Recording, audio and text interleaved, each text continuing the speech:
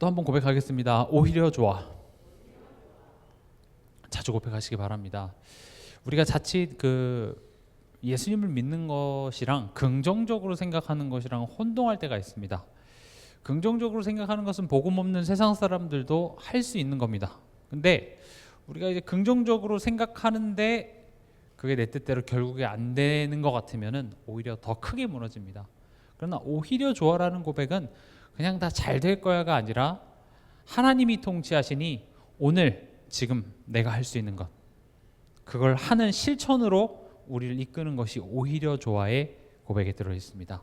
그래서 하나님이 통치하시니, 그렇다면 나는 눈에 보이는 이런 상황에 내 감정이나 생각이 휘둘리는 것에 내 에너지를 낭비하지 않고 하나님이 지금 이걸 통해서 내게 하고자 하시는 그 뜻이 무엇인지 집중하고 나는 그것을 할 거야. 이게 오히려 좋아입니다. 그래서 오히려 좋아는 긍정적인 생각에만 머무는 것이 아니라 구체적인 도전과 실천, 내가 뭘 할 수 있는지 이것까지 만들어내는 것이 오히려 좋아에 있는 겁니다. 그래서 여러분들이 이렇게 짜증이 나거나 화가 나거나 뭐가 불만족스러운 그런 순간이 닥쳐올 때마다 오히려 좋아 하면서 하나님이 지금 이 상황을 통해서 내게 뜻하신 바를 여러분들이 기도로서 구하고 말씀으로서 찾고 내가 할 수 있는 것들을 해내시기 바랍니다. 매우 중요한 부분입니다. 그렇게 하지 않으면요, 하나님의 말씀이 들리지 않을 겁니다.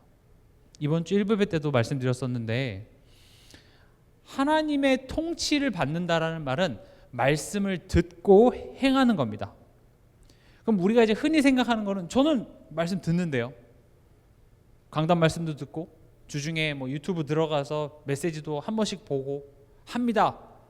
잘하시는 겁니다. 그러나 하나님의 말씀은 강단 말씀 그 순간에만 하나님이 말씀하시는 것이 아니라 하나님은 우리의 삶의 모든 것을 통하여서 우리에게 지금 말씀하고 계십니다.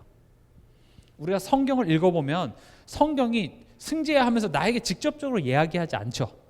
성경에 보면 어떤 인물의 삶, 어떤 사건들을 통하여서 우리에게 간접적으로 메시지를 주듯이 우리의 하루 삶, 또 한 주간의 삶 속에서 여러 가지 만남도 있을 수 있고요, 또 어떤 사건이 있을 수도 있고 내가 본 것, 느낀 것 여러 가지가 있습니다. 하나님은 그것을 통하여서 우리에게 말씀을 하고 계십니다. 마치 하나님께서 노아에게 100년 동안 노아 방주를 지을 때 네 맘대로 지으라는 것이 아니라 굉장히 구체적인 설계도를 주셨죠. 그처럼 하나님은 우리 삶 속에 굉장히 섬세하게 이런 만남 저런 소리를 통하여서 내게 말씀을 하고 계시는데, 우린 그것을 하나님이 내게 말씀하신다고 듣지 못하고 내 마음대로 그것을 해석해버려요. 우린 하나님의 말씀을 듣고 있지 않습니다. 그래서 문제와 사건을 통해서 하나님 지금 내게 무슨 말씀을 하시고자 합니까? 라고 귀를 기울이는 것이 하나님과의 소통의 시작이 됩니다. 우린 그 사건들을 그냥 흘려보내죠. 아이, 재수가 없으려니까, 아이, 그냥 기분이 나쁘네 하고 넘기지만, 하나님의 음성을 청종하는 자의 모습은 하나님 이 사건을 통해서 지금 하나님 내게 무슨 말씀을 하시죠? 또 중요한 건 뭡니까? 내게 하시는 말씀입니다. 지금 세상이 얼마나 타락해 있고 전 세계 교회가 얼마나 문 닫고 있고 얼마나 저 사람들 고통 중에 있고, 이건 두 번째고 진짜 중요한 것은 내게 하시는 말씀입니다. 알겠어요. 한국의 교회가 문 닫는 거 알겠어요. 유럽의 교회가 문 닫는 거 알겠어요. 근데 내게 지금 무슨 말씀을 하시는지를 들어야 된다고요. 이해가 되십니까? 내게 하시는 말씀이 분명히 있어요. 근데 그게 참 안 될 겁니다.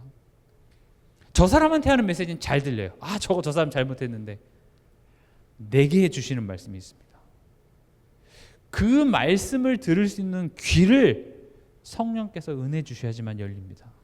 그걸 기도하세요. 하나님, 이 사건을 통해서 하나님 내게 주시는 말씀이 무엇입니까? 여러분에게 주시는 말씀이 있습니다. 이번 한 주간 돌아보세요. 지금 수요일이죠. 월, 화, 수 3일 우리가 지금 살았는데, 이 3일 살면서 이렇게 생각해보면 참 많은 일들이 있었습니다. 그 많은 일들 속에서 하나님은 끊임없이 내게 말씀하고 계셨는데, 여러분들 몇 마디나 내게 주시는 말씀을 들으셨습니까? 거기서부터 내가 지금 하나님과 소통이 되고 있는지. 듣질 못하면 듣고 행해야 되는데 그 말씀을 순종할 수도 없어요. 듣질 못하니까요. 그래서 오히려 좋아라는 그 고백 자체가 내 생각에 사로잡혀 있어서 내 생각 속에 여러 가지 복잡한 소리가 있어서 듣지 못하는 그 생각의 전환을 만들어내는 심플한 문장이 오히려 좋아 이거예요. 그래 오히려 좋아. 그래서 여러분들이 순간순간 내 마음속에 내 생각에 어떤 부정적인 생각이 이렇게 자꾸 들 때마다 오히려 좋아. 이걸 통해서 하나님이 지금 나에게 무엇을 원하시는지 질문하고 그것들을 내가 하시면 됩니다. 오늘 말씀의 제목 예수를 깊이 생각하라. 지금 히브리서 3장 이제 1절 들어왔습니다. 3장 1절은 그러므로로 시작합니다. 그러므로라는 말은 앞에 어떤 그 내용들을 근거로 지금 이제 이야기를 하는 거죠. 여기서 그러므로는요, 히브리서 앞에 1장, 2장의 내용을 받고 있는 겁니다. 근데 우리가 항상 기억해야 될 것이 이 히브리서를 쓴 배경을 꼭 기억해야 됩니다. 어떤 배경이죠? 지금 이건 편지고 핍박과 갈등 속에 있었던 성도들에게 쓰는 편지입니다. 우리가 괜히 유대교 배반하고 예수님 따라간 거 아닌가? 처음 예수님 믿고 그럴 때 막 좋았죠. 근데 상황이 힘들어지고 여러 가지 핍박이 거세지니까 또 여러 가지 그 이런 말 저런 말 하는 그런 사람들이 많이 일어나다 보니까 교회 안에 야 이거 맞나? 예수님 믿는 거 맞나? 그런 혼란이 오기 시작하는 거예요. 그런 배경 속에서 혼란 속에 있는 성도들에게 쓴 편지인데 그러므로라고 했죠. 그 그러므로는 앞에 히브리서 1장, 2장을 지금 이야기를 하는 겁니다. 오늘 3장은 그 1장, 2장을 근거로 그러므로 예수를 깊이 생각하라가 나오는 것이죠. 그럼 1장은 뭐였습니까? 결국 1, 2장은 뭐에 대해 설명했냐? 예수님에 대해서 설명했습니다. 그러니까 히브리서는 핍박 속에서 갈등하는 성도들에게 예수님에 대해서 설명합니다. 그럼 반대로 말하면 지금 너가 흔들리는 이유는 예수님을 잘 몰라서야가 히브리서예요. 믿음의 주요 온전케 하시는 이인 예수를 바라보자. 이게 주제라고 말씀드렸죠. 지금 내가 힘든 이유는 돈 때문도 아니고 사람 때문도 아니고 어떤 다른 이유이기 이전에 예수님을 몰라서 그래. 이게 지금 히브리서의 논리예요. 흔들리는 성도들한테 이거 몇 월 며칠 날 이 문제 끝날 거야. 또는 하나님이 그 사람 하나님이 해결해 주실 거야. 이런 한마디만 해줘도 우리 마음이 조금 든든하잖아요. 우리가 뭐 무당 이런 거 안 믿는다고 해도 무당이 나한테 당신 잘 될 겁니다. 8월 달에 좋은 일 있을 거야 하면 안 믿지만 기분이 나쁘진 않잖아요. 그렇죠? 8월 잘 된다는데 뭐 굳이 막 화내면서 나는 그런 거 안 믿어 할 필요는 없겠죠. 뭐 좋다고 하니까. 지금 성경이 이야기하는 것은 뭐냐? 지금 우리 삶 속에 예수에 대해서 올바로 알지 못하기 때문에 지금 너가 힘든 거야. 그래서 예수에 대해서 이야기를 하고 있습니다. 그래서 1장은 어떤 예수님에 대해서 얘기했죠? 예수님은 천사보다 뛰어나다. 즉 예수님은 하나님이셔. 그냥 훌륭한 선생님 정도가 아니라 예수님은 하나님이시고 창조주시고 참된 왕이라고 히브리서 1장은 이야기를 하고 있죠. 그리고 그 2장은 그 하나님께서 어떻게 하셨답니까? 참 인간이 되어주셨다고 얘기하십니다. 왜요? 우리를 위해 고난받고 죽으시기 위해서. 우리의 대제사장이 되어주시고 또 우리를 형제 삼아주셨다.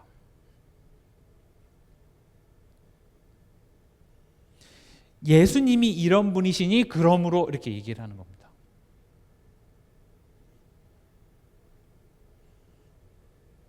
그러니까 이제 오늘 두 가지죠. 예수님이 왜 하나님이시자 창조주이신 예수님이 왜 인간의 몸을 입고 고난받으시고 죽으셔야만 했냐.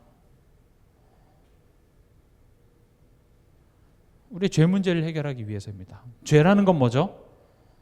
하나님과의 관계 문제입니다.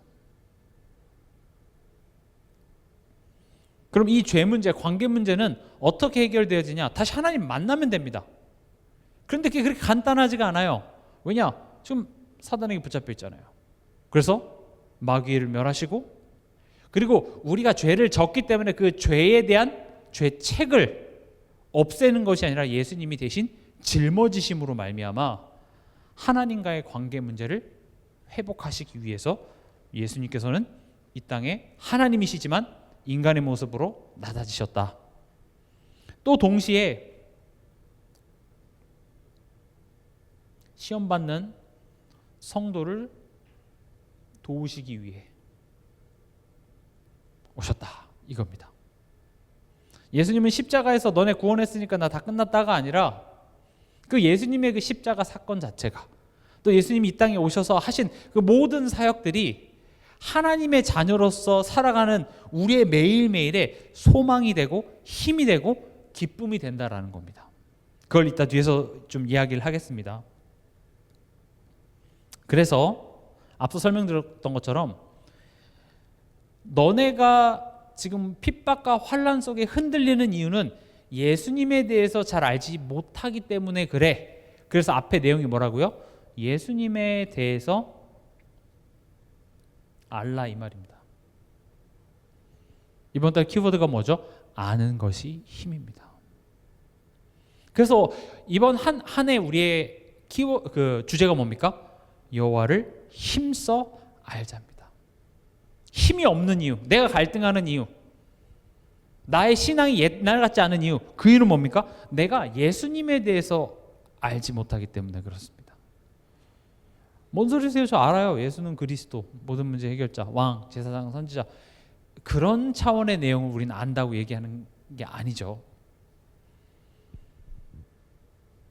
그래서 그러므로라는 말은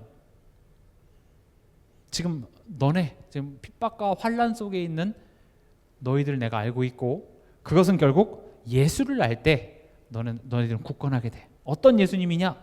예수님은 하나님이시자 창조주시고, 그리고 그 창조주자 하나님이신 예수님께서 인간의 몸을 입고 오셔서 너희를 위해서 고난받으시고 죽으신 그 예수님에 대해서 너네가 깊게 알면 알수록 너희는 흔들리지 않을 거야. 이게 그러므로의 내용입니다. 그러면서 이제 이야기하죠. 함께 하늘의 부르심을 받은 거룩한 형제들아. 지금 뭘 해라 말아라 라고 말하기 이전에 우리의 정체성을 먼저 상기시킵니다. 좀 부르잖아요. 뭐라고 부릅니까? 함께 하늘의 부르심을 받은 거룩한 형제들아. 여러분 기억하시기 바랍니다. 우리는 하늘의 부르심을 받은 존재입니다.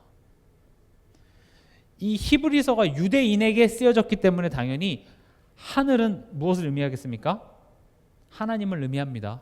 하나님이라는 것을 함부로 못 썼기 때문에 유대인들에게는 하나님 대신에 하늘나라 대신에 하나님 나라 이렇게 하는 것처럼요.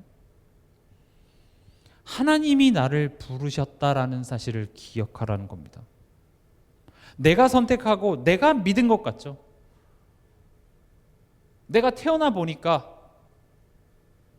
모태신앙, 우리 부모님이 교회 다니는 그런 집안에 태어난 걸 수도 있고, 또 친구가 초코파이 준다 그래서 교회 따라간 사람도 있고, 뭐 여러 가지 교회에 오고 예수를 믿게 된 경로는 다양할 수 있으나 성경은 이야기하고 있습니다.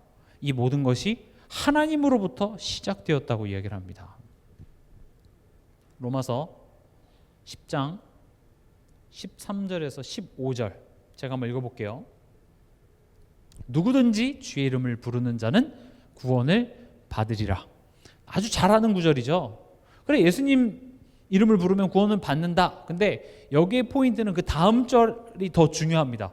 그런즉 그들이 믿지 아니하는 일을 어찌 부르리요? 듣지도 못한 일을 어찌 믿으리요? 전파하는 자가 없이 어찌 들으리요? 보내심을 받지 아니하였으면 어찌 전파하리요? 지금 이건 뭘 보여주냐면 우리가 주의 이름을 부르는 것은 너의 의지와 너의 선택으로 된 것 같으냐? 아니다. 나와 있잖아요. 믿지 아니한 일을 어찌 부르냐? 듣지 못한 일을 어떻게 믿겠냐? 전파하는 이가 없으면 어찌 듣겠냐? 그 전파하는 자를 보낸 사람이 없다면 어떻게 그 사람이 전파하겠냐라는 거예요. 그러니까 오늘 내가 예수를 주라고 시인하고 하나님을 믿는 것은 결국 하나님의 부르심으로부터 시작되었다라는 것을 의미하는 거고, 이게 왜 지금 힘들어하고 어렵고 갈등하는 성도들에게 의미가 있냐 하면, 지금 내가 여기까지 온 것이 하나님의 섭리 속에서 이루어졌다면, 너네가 그걸 믿는다면 지금 너가 마주하고 있는 그 현실 또한도 하나님은 실수하고 있는 것이 아니다라는 이야기가 됩니다.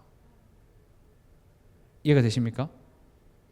여러분들이 정말 내가 선택해서 내가 믿어서가 아니라 하나님으로부터 시작된 그 은혜의 구원이 나를 여기까지 인도하셨음을 믿는다면, 지금 내가 마주하고 있는 이 현실조차도, 이 고통과 핍박조차도 하나님은 실수하고 계시지 않는다는 것을 의미하는 겁니다. 그럼 우리가 이제 자꾸 실수하는 게, 지금 이 힘든 상황을 하나님이 만드셨나? 만든 경우도 있습니다. 또 동시에 내가 복음을, 다시 말하면 이 가치 있는 것을 깨닫지 못해서 하나님 자녀답지 못한 선택을 해서 그래서 그 열매가 맺어진 걸 수도 있습니다. 포인트는 그런 상황 속에서 내가 하나님으로 이렇게 돌이키는 것이 중요하다라는 것이죠. 그러니까 내가 쉽게 설명을 해볼게요. 내가 시험 공부 안 했어요. 학생이 시험 공부 안 하고 시험을 빵점 맞았어요. 잠깐만, 하나님이 시험 빵점 맞게 하셨네. 그래서 그래, 하나님이 하셨으니까 그렇게 해석하면 안 된다는 거예요. 빵점 맞은 것은 기뻐할 일입니까? 부끄러워할 일입니까? 부끄러워할 일이에요. 우리 마음속에 하나님 왜 100점 맞게 하지 않으셨습니까? 하나님은 그 사건을 통하여서 나로 하여금 공부해야 되겠구나 라고 깨닫게 하시기 위해서 100점 맞게, 공부 하나도 안 하고 100점 맞게 하실 수도 있었으나 너의 실력대로 결과가 나오게 해서 그래, 내가 공부를 해야겠다라고 나 스스로 깨닫도록 하시는 거예요. 왜냐? 하나님의 목적과 뜻은 내 소원을 이루어주는 것에 있는 것이 아니라 내가 하나님이 보기에 좋은 한 사람이 되는 것에 포인트가 있기 때문에 그렇습니다. 여러분들의 자녀가 초등학교나 유치원 때 그 자녀의 숙제를 다 해주지 않습니다. 내가 그래도 배운 게 있기 때문에 초등학생이 내 자녀 대신에 숙제를 하고 대신에 시험을 가서 보면 내가 훨씬 더 높은 점수를 받을 수 있다는 사실을 알매도 불구하고 그걸 대신해 주기보다는 내 자녀가 거기서 배우고 열심히 하길 바랍니다.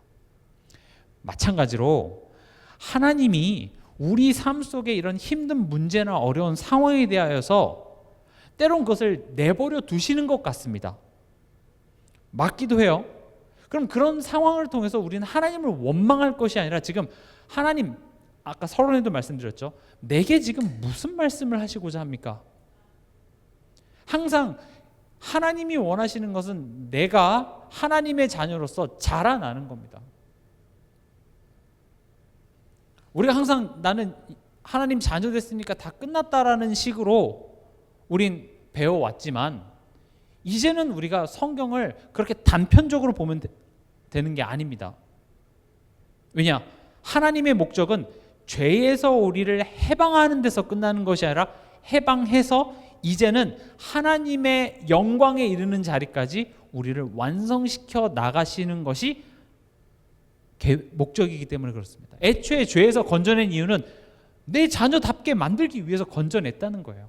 근데 우리는 이렇게 해도 하나님 어차피 나 안 잘라, 어차피 나 천국 가, 그렇게 하고 죄의 자리에 또 가 있고 구원받은 게 맞다면 우리의 신분이 취소되는 일은 없겠지만 하나님은 끊임없이 너 그럴 필요 없잖아. 하나님의 자녀라는 것이 얼마나 가치 있는 그 가치를 아는 자답게 우리가 삶 속에서 선택하고 행하기를 원하시는 것이죠. 그래서 얘기합니다. 하늘의 부르심을 받았다. 하나님의 부르심을 받았다. 우리는 이걸 자꾸 까먹습니다. 처음 들어보시는 분은 없으시겠죠. 그러나 다시 이렇게 현실로 삶으로 돌아가면 지금 하나님의 섭리 속에서 내가 여기까지 왔다는 생각보다는 내가 지금까지 살아냈다라는 것이 더 강하게 튀어나옵니다. 내가 지금까지 살면서 겪었던 경험들이 압도적으로 큽니다. 우리가 특히 야곱의 인생을 통해서 많이 봤죠. 야곱이 이렇게 자기가 생각했을 때 내가 또 장자권의 축복을 받아야 되고 그래서 아빠를 속이고, 그런데 내가 했던 그런 어떤 경험과 방법들이 좋은 결과를 냅니까? 아닙니다. 더 고생을 많이 합니다. 그런 것처럼 야곱은 이미 태중에서부터 하나님의 택하심을 받았기 때문에 그 사실을 믿으면 가만히 있었어도 사실은 됐어요. 근데 그걸 믿지 못하기 때문에 하나님께서는 야곱의 인생을 조금 힘들게, 어찌 보면 힘들게 했다기보다는 야곱이 스스로 자초한 거죠. 자초해서 본인이 고생하는 고생길을 간 겁니다. 하나님은 여러분들을 고생시키기 원하지 않습니다. 근데 내가 고생하는 것을 선택한 거예요. 탕자 아버지도 굳이 집 나가서 개고생을 하고 돌아와서 그래 아빠랑 있는 것이 행복이구나 라고 깨닫는 거 말고 그냥 집에서 깨달았으면 좋겠어요. 근데 그걸 깨닫지 못하니까 나가서라도 그것을 깨닫고 돌아온다면 그래도 실보다는 득이 많을 테니 그것을 허락하시는 것이겠죠. 하늘의 부르심을 받은 거룩한 형제들아 이렇게 얘기하고 있습니다.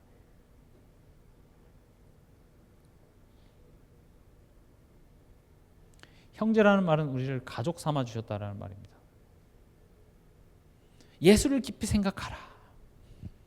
이런 말들은요 가족이니까 하는 말입니다. 외부인에게 할 수 없습니다. 하나님 자녀다워져라. 염려하지 말라.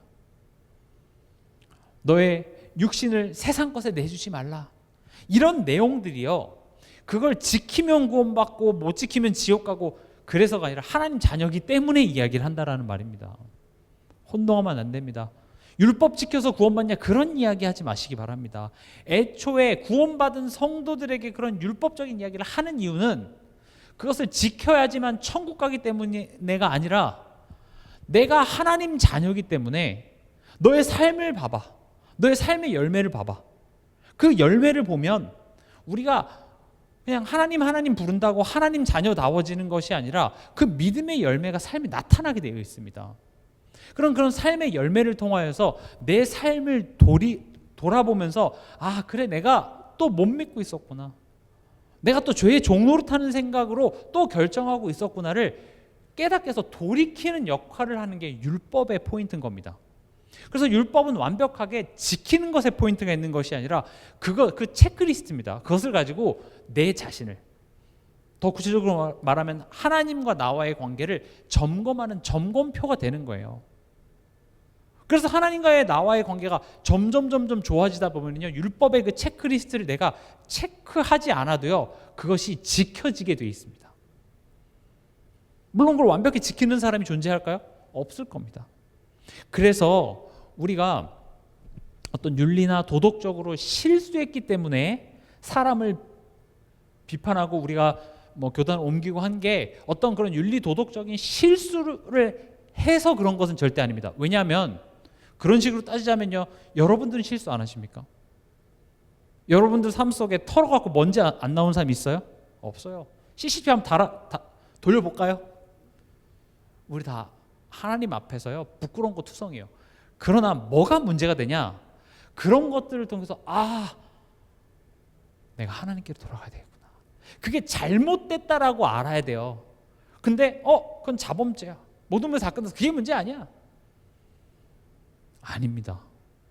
물론 자범죄가 맞죠. 근데 그것은 지켜서 구원받냐 못 받냐의 문제이기 이전에 그것을 통하여서 내가 하나님의 은혜 속으로, 하나님 앞으로 내가 더욱더 그리스도를 사모해야만 되는 그 이유로 나를 이끄는 것이 되기 때문에, 그런 내 삶의 율법과 맞지 않는 그런 열매들이 드러날 때 스스로 그것을 통하여서 내가 죄인임을 깨닫고, 그런 나를 하나님 자녀 삼아주신 그 하나님의 은혜에 우린 또 놀라고 감동하면서 더욱더 우리의 믿음과 신앙이 진해지더라는 겁니다. 그게 건강한 신앙이에요. 무슨 말인지 이해가 되시겠습니까? 구원 받았으니까 다 괜찮아, 틀린 말입니다. 다 괜찮다라는 것은 죽음도 사망도 그 어떤 것도 하나님의 사랑에서 끊을 수 없다라는 맥락에서 맞는 말이나, 오히려 반대로 사랑하시기 때문에 더욱더 내 자녀답지 못하고 고생길을 자꾸 선택한다면 하나님은 그것을 무너뜨리실 것입니다. 그래서 하나님의 그 통치함을 자꾸 벗어나면은요, 마치 모래 위에 지은 집 같이 열심히 내가 했다 할지라도 비가 오고 바람이 오면 다 무너지게 되어 있습니다. 그래서 여러분들이 신앙생활을 하면서 계속 내 자신을 점검해야 합니다. 이게 절대 오해되면 안 됩니다. 율법적으로 완벽해야 된다라는 말 아닙니다. 윤리 도덕적으로 흠이 없어야 된다라는 말이 아닙니다. 왜냐, 우린 그렇게 못하기 때문에 그래요. 교회 안에서 성도들 간에 평상시에 잘하다가 어떤 돈이나 여러 가지 문제 앞에 우린 다 연약해요.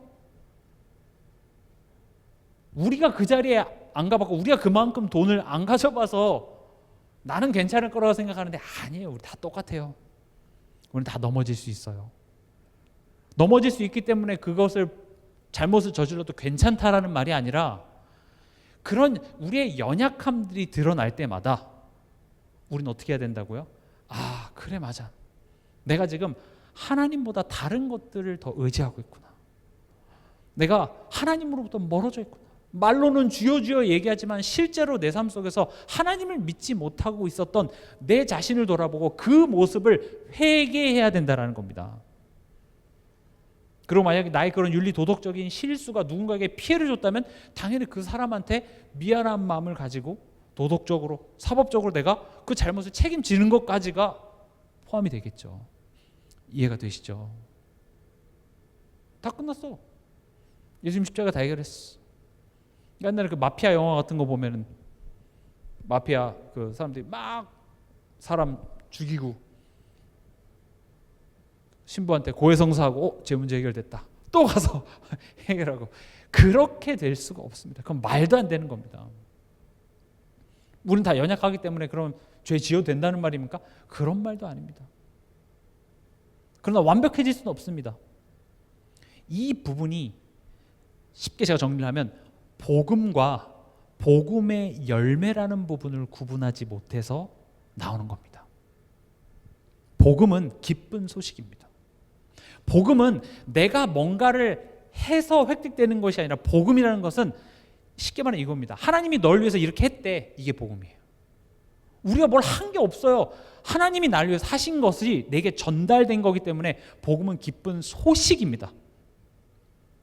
그렇죠? 뉴스가 들려오는 것 내가 한 거 없잖아요. 어디서 일어났던 일이 내게 들려진 것이 복음이에요. 근데 그 복음이 내게 심겨졌을 때는 그 심겨진 복음의 열매가 내 삶 속에 나타나야 된다는 것을 의미하는데, 그 두 개가 혼합되어져 버리면 이게 골치 아픈 거예요. 이미 여러분들은 은혜 안에서 복음 받은 자들입니다. 복음이 심겨진 자들입니다. 하나님의 자녀가 됐고 이미 구원받은 사람입니다.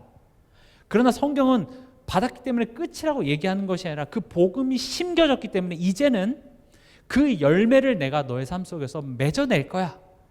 그래서 너의 삶 속에 맺어지는 그 복음의 열매를 보고 사람들이 하나님을 알도록, 너의 삶을 통치하시는 그 하나님의 나라가 저 사람에게도 전달되어져서 하나님의 나라가 확장되어지는 그 일을 너의 삶을 통해서 할 거야. 그래서 그 복음의 열매를 맺는 일에 있어서는 하나님이 나를 변화시켜 나가겠다라는 것이죠. 그래서 복음의 기쁜 소식은 우리가 뭘 더 할 수 있는 게 없어요. 이미 십자가에서 행하신 일이에요.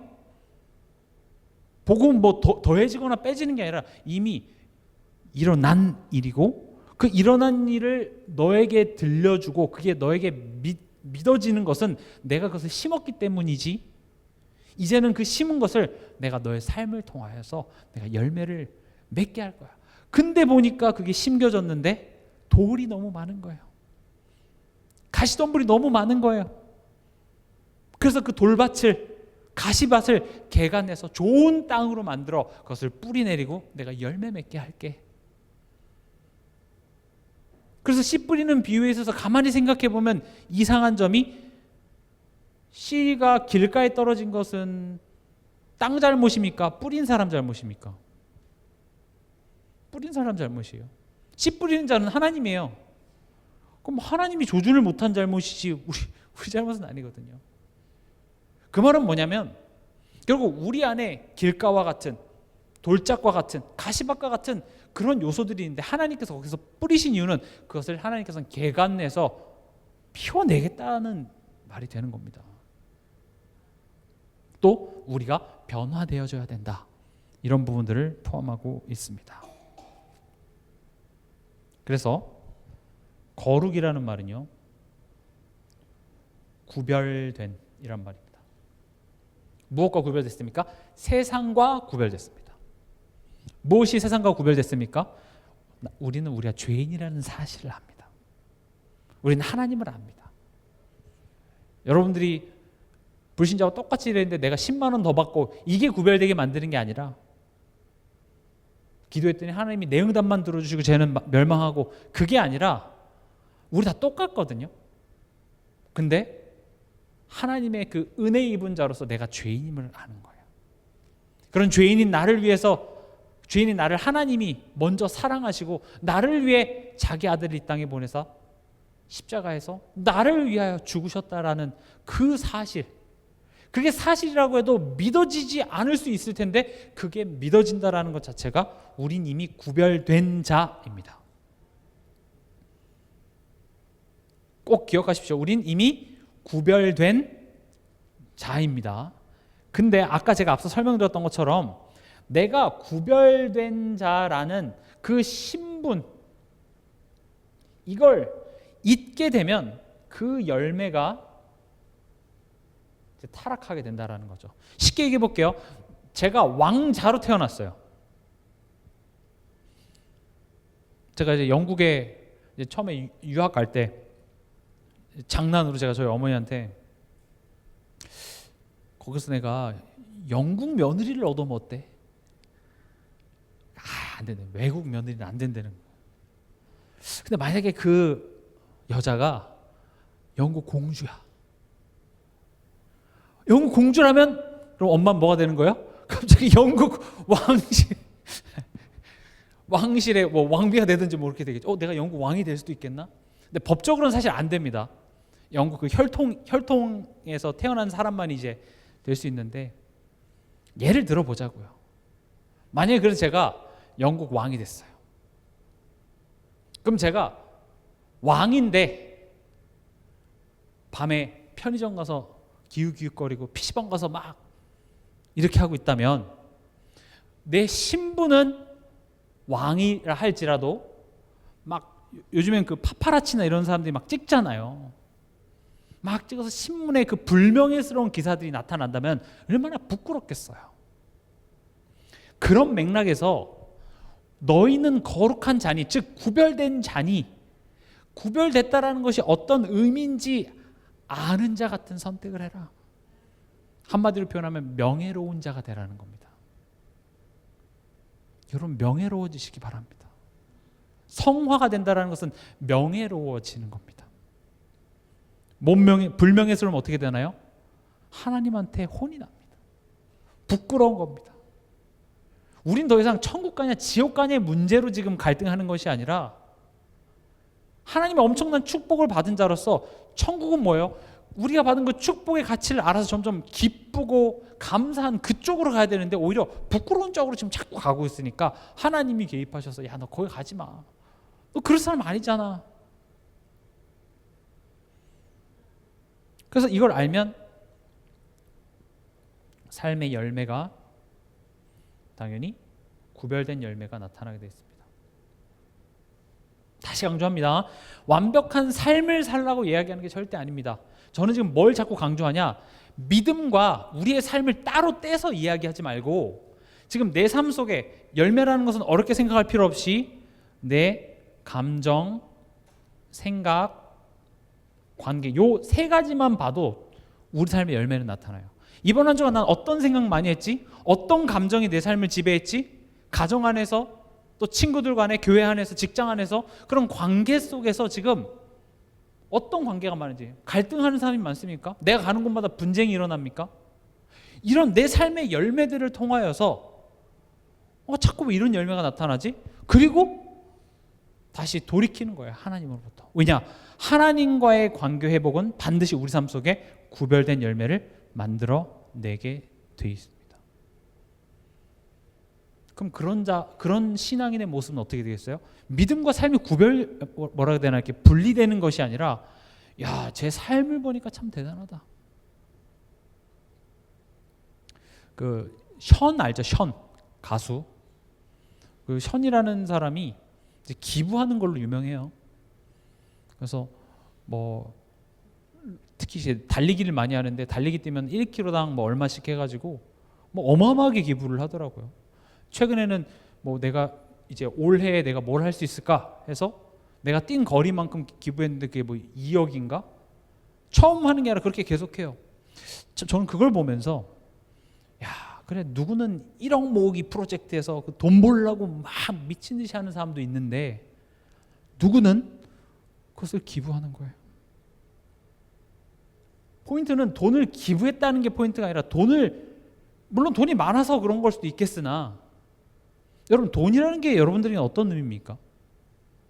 돈은요, 나에게 있어서 미래에 대한 어떤 그 두려움에 대한 보장이 돈이에요. 그렇죠? 지금 여러분들이 당장 라면 사 먹을 돈이 없는 게 아니라, 왜 자꾸 돈 할 수밖에 없냐? 세상이, 현실이, 너 지금은 먹고 살지 몰라도 앞으로 1년 뒤에, 5년 뒤에, 10년 뒤에, 너 나중에 노후에 아플 때, 자녀가 대학 갈 때, 이런 미래의 일들을 두려움으로 이야기를 해서 나는 그 두려움에 대한 어떤 보장을 받고 싶은 거예요. 그래서 우린 돈 하게 되어 있는데, 그 션이라는 사람은 매년 몇 억씩 기부를 하고 있어요. 그 사람 재벌 아닙니다. 근데 오히려 그렇게 선한 영향력들 자꾸 끼치니까 돈이 더 들어와요. 사람들이 그 사람을 좋아하고, 그 사람을 자꾸 어떤 행사나 이런 거 자꾸 부르니까 돈이 더 생기니까 그걸 갖고 더 기부하고. 무엇을 말씀드리고자 하냐? 우리가 예수를 믿는다. 그래서 말로만 끝나는 것이 아니라 우리 삶 속에 그런 사람을 살리고 공동체를 살리고 그런 선한 영향력의 열매로 반드시 맺혀지게 되어 있다라는 것입니다. 저는 여러분들의 가정 안에서, 직장 안에서 그런 열매를 맺기 바랍니다. 그래서 예수를 잘 믿는다는 것은 나 혼자 독불장군처럼 예수 그리스도 이렇게 하는 것에서 끝나는 것이 아니라 가정에서 좋은 엄마가 되는 겁니다. 내 남편에게 좋은 아내가 되는 겁니다. 내 자녀들에게 좋은 엄마가 되는 겁니다. 그걸 분리하지 마세요. 학생들은 학교에서 좋은 학생이 되는 겁니다. 저는 그거를 자꾸 이어주려고 하고 있어요. 왜냐? 우린 전까지는 복음 모르고 공부 잘하면 뭐하냐? 그래서 마치 공부 잘하는 것이 복음을 누리지 못하는 것이라고 자꾸 착각한다니까요. 율법적으로 도덕적으로 뛰어나면 뭐야? 죽어서 지옥 가는데 그럼 비도덕적이어야 됩니까? 그걸 자꾸 이분화시키는 게 아니라고요. 물론 맞습니다. 우리의 도덕적으로 우리가 어떤 좋은 사람이 된다고 해서 우리가 구원받을 수 있는 것은 아닙니다. 근데 성경은 그렇게 이야기하는 게 아니라 너가 하나님의 자녀이기 때문에, 너가 빛의 자녀이기 때문에 그것을 알고 하나님과의 관계가 회복되면 회복될수록 거기서 얻어지는 기쁨, 평안, 여유, 내 미래에 대한 그 두려움이 사라지니까 그 두려움을 해소하기 위해서 붙잡은 것들을 내가 내려놓고 누군가를 그걸 갖고 도와주는 게 기독교인들이 하는 기부의 모습입니다. 헌금도 마찬가지고 헌신도 마찬가지고요. 그러니까 이게 같이 항상 가야 돼요. 그래서 저는 더 이상 교회 안에서 그 불안함을 가지고 두려움을 가지고 하나님 잘 믿으면 복 주시겠지. 이렇게 가면은요, 교회는 종교 중에서도 가장 수준 낮은 종교가 될 겁니다. 그러나 성경은 그렇게 얘기하고 있지 않아요. 너희는 세상의 빛과 소금이 되라는 겁니다. 그래서 절대 믿음과 나의 삶을 분리하지 마시기 바랍니다. 내가 예수 그리스도하고 막 찬양하면서 눈물을 흘리지만 가정에서 내가 마귀알몸 비슷하게 되어 있다? 부부관계가 너무 안 좋다? 이거요, 갱신해야 돼요. 나를 향한 하나님의 말씀을 듣고 내가 변해야 되는 문제입니다. 꼭 기억하세요. 같이 가야 되는 거예요. 잘 돼서 이런 말 하냐? 아닙니다. 너무 안 돼요. 저도 여러분들에게 말 못할 정도로 부끄러운 게 많아요. 말하면 여러분 다 교회 나가실까 봐 제가 시험 드실까 봐 제가 말을 못하는 것뿐이지, 우리 모두 다 부끄러운 거 많아요. 그래서 하나님 앞에 서세요. 말씀 앞에 서세요. 그래, 맞아.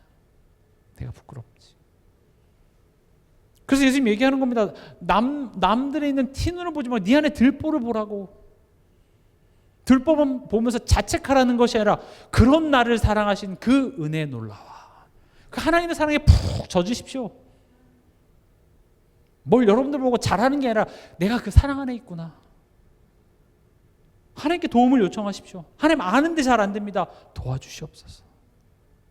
그 시작점이 하나님 나는 잘 믿었는데 왜 안 됩니까? 라고 하는 사람과 맞아요 하나님 내가 이렇게 모질합니다. 도와주세요. 다를 수밖에 없어요. 열매가.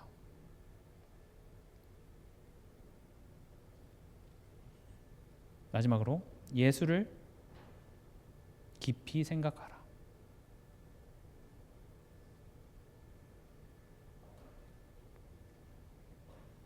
생각하랍니다.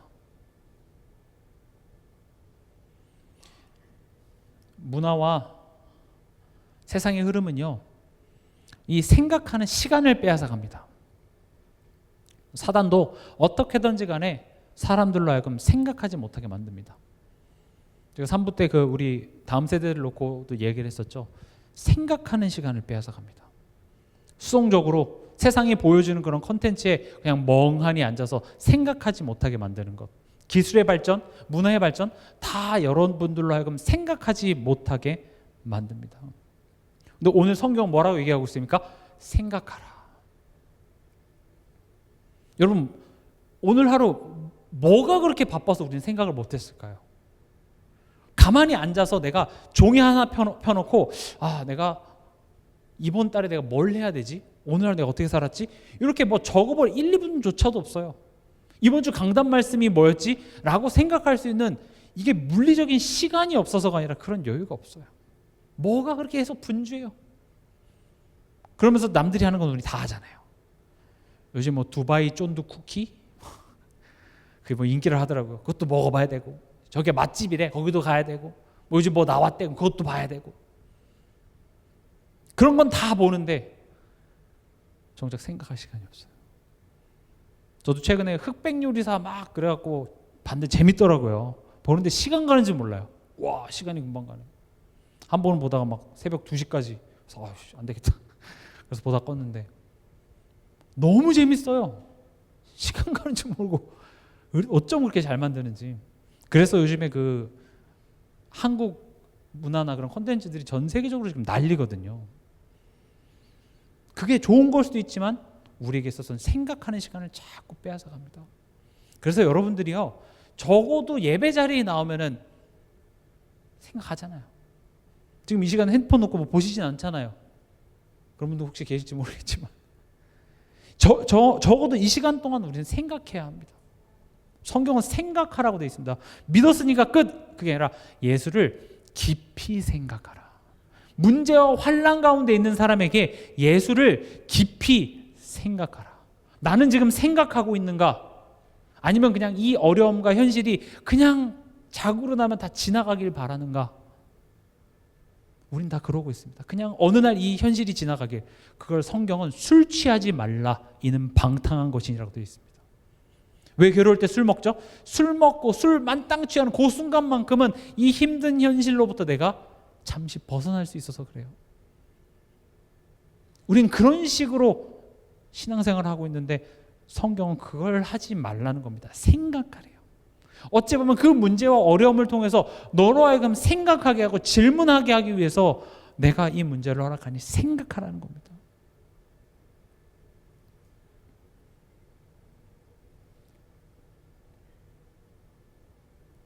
생각의 내용이 뭡니까? 예수를 생각해야 되는데 다른 것을 생각하죠. 과거의 기억, 감정, 여러 가지 복잡한 사람. 뭐 저같이 생각이 이렇게 복잡하지 않은 사람이야. 저도 그래도 많이 생각하는 편인데 진짜 생각 많은 사람들은 잠 못 잡니다. 그 사람이 왜 나를 그런 눈빛으로 쳐다봤는지에 하나 딱 걸리면은 밤새도록 잠을 못 자요. 왜 그랬지? 이래서 저랬나? 저래서 저랬나? 막 수십 가지의 그 변수를 생각하면서 잠을 못 이뤄요. 아무 생각 없이 그냥 한 건데. 그래서 때로는요, 우리가 이렇게 사람과 사람과의 관계 속에서도요, 이렇게 대화로 빨리 그냥 오해를 풀어버리는 게 더 빠를 수가 있습니다. 그걸 안 풀고 혼자서 계속 생각하다 보면은요, 그 생각을 해서 진짜 나중에 뭐 이상한 사람 돼 있어요. 마치 우리가 예전에 가족오락관 같은 거 보면은 귀에다 헤드폰을 끼고 앞 사람이 뭐 김치 시작했는데 뒤에 가보면 뭐 된장찌개가 돼 있고 이렇게 되는 것처럼 우리가 자꾸 그런 생각에 사로잡히면요, 진짜 이 간단한 현실, 아주 뭐 별거 아닌 것도 자꾸 생각이 그것을 괴물로 만들어내요. 그래서 여러분들이 복잡한 생각에 자꾸 들 때 그것을 내려놓고 오늘 말씀처럼 예수를 생각해야 합니다. 그럼 예수를 생각한다라는 게 무슨 말일까요?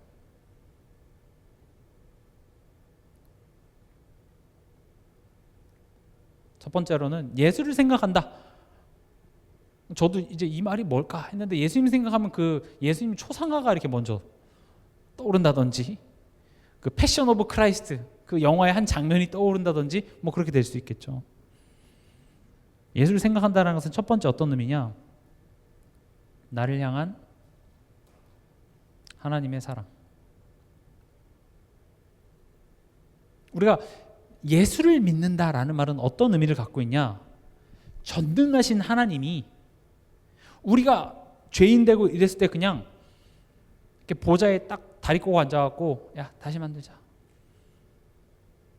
그렇게 해결한 게 아니라 그 전능하신 하나님이 원망과 좌절 그리고 죽음밖에 없는 우리 인생 가운데로 들어오셔서 우리 인간의 손에 죽습니다.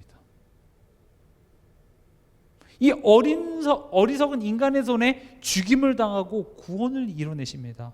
이것을 통하여서 우리에 대한 하나님의 사랑을 나타내신 겁니다. 나는 그냥 말로만 사랑한다는 게 아니야. 창조주가 피조물의 모습으로 왔다는 것 자체가 엄청난 수치고 이건 말이 안 되는 거예요. 그래서 그런 비유 들잖아요. 바퀴벌레를 구하기 위해서 내가 트럭에 치여서 대신 죽는다? 이건 너무 값어치 없는 거잖아요. 바퀴벌레는 좀 너무 그러니까 강아지를 구하기 위해서 내 자녀가 덤프트럭에 대신 치여서 죽었다?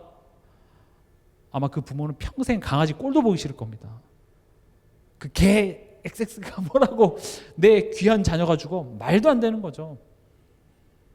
예수를 생각한다라는 것은 첫 번째로 하나님이 그것도 내가 뭔가 사랑할 만해서가 아니라 죄인 되었을 때 내가 하나님과 원수 됐을 때 하나님이 나를 사랑하사 자기 아들을 십자가에 못 박으신 말도 안 되는 그 사랑을 생각하라는 겁니다.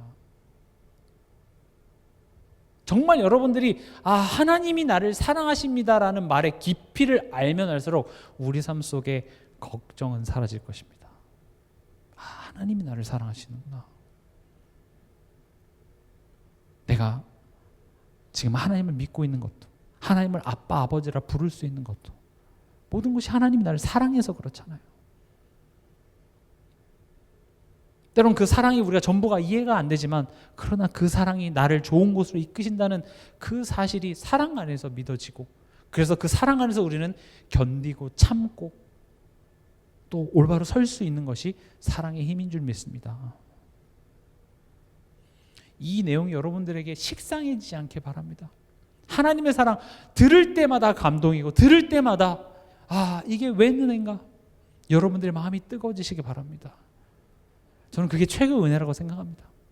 이 자리에 오기 전까지 속상하고 힘들고 화나고 복잡하고 두려웠더라도 예수님만 생각하면, 그분이 나를 사랑하신다는 그 한마디 말에 나의 복잡했던 모든 생각이 눈과 같이 싹 놓고, 그래 맞아, 걱정할 게 아니지, 그리고 힘없고 돌아가는 거, 그런 성도 최고의 성도입니다. 여러분들에게도 그런 은혜가 있길 바랍니다. 또 예수님을 생각하라는 말은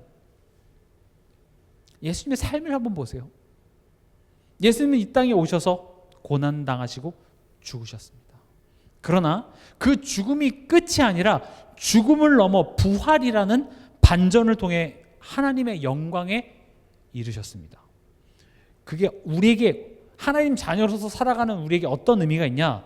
지금 원망과 좌절과, 결국 우리 인생은 죽잖아요. 죽음밖에 없는 그 인생들에게 이야기하는 겁니다. 너 지금 현실이 끝이 아니야. 지금 이 문제 앞에서 죽을 것 같지? 그래서 끝날 것 같지? 아니야. 그것을 통과해서 나는 재창조를 할 거야. 너희 안에 새로운 것들을 만들어낼 거야. 죄인이었던 옛 체질들, 죄성들을 내가 죽이고 거기서 나는 새로운 걸 만들어낼 거야. 그래서 영생에 이르는 것입니다. 영생이 뭡니까?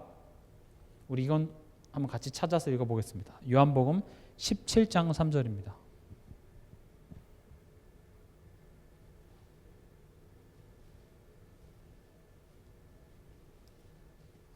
요한복음 17장 3절 같이 읽겠습니다. 영생은 곧 유일하신 참 하나님과 그가 보내신 자 예수 그리스도를 아는 것이니이다. 아멘. 죽음을 통과하여 영생에 이른다라는 것은, 지금 이 구절을 인용하면 그 죽을 것 같은 상황을 통하여서 유일하신 참 하나님을 알게 되는 것입니다. 예수 그리스도를 알게 되는 것입니다. 그것을 영생이라고 표현하고 있습니다. 죽지 않고 오래 사는 것, 그게 지금 성경에서 말하는 영생이 아니라 유일하신 하나님과 그가 보내신 자 예수 그리스도를 아는 것이다. 그 아는 것이 뭔데요? 그거 알았기 때문에 다니엘은 사자굴 앞에서도 들어갈 수 있었어요. 풀무불 속에서도 들어갈 수 있었습니다. 바울은 그 핍박을 받음에도 불구하고 또 들어갈 수 있었습니다. 예수 그리스도 조금 알았는데요. 그렇다면 우리가 받은 이 은혜를 주신 그 하나님을 올 한 해 여러분들이 아는 것에 요만큼만의 자람만 있어도 여러분들의 삶은 엄청나게 달라질 줄 믿습니다. 감사가 회복될 줄 믿습니다.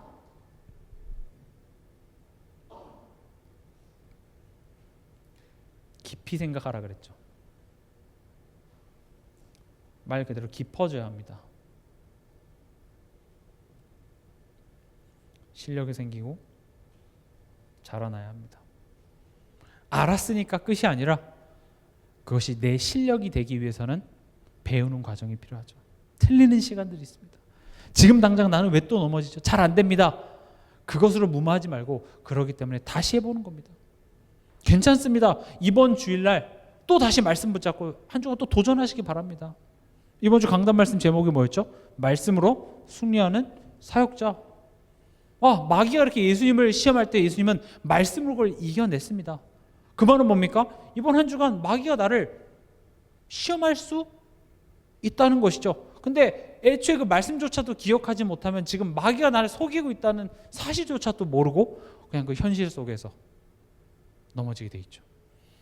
넘어졌더라도 지금 이 시간 또 다시 맞아 그랬구나 깊게 생각하면서 도전하시기 바랍니다. 다시 말씀드립니다. 완벽해져라는 말이 아니라 그 과정 속에서 하나님을 더 의지해야만 하는 나임을 깨닫고 의지하시기 바랍니다. 하나님이 계신 것과 그를 찾는 이에게 상 주시는 이심을 믿는 믿음이 하나님을 기쁘게 하니, 그렇다면 지금 이 상황 속에 하나님이 계시는구나, 머리로 나로 내 힘으로는 할 수 없구나, 하나님을 찾아야지, 이게 하나님을 기쁘게 한대요. 그럼 여러분들 가정에 현실 속에 문제 있습니까? 그 문제 속에 하나님이 계시고 그것을 통해서 여러분들이 하나님을 찾을 때 하나님은 기뻐서 그래 맞아. 그게 내가 원하는 거였어. 그리고 여러분들에게 복에 복을 더하실 줄 믿습니다.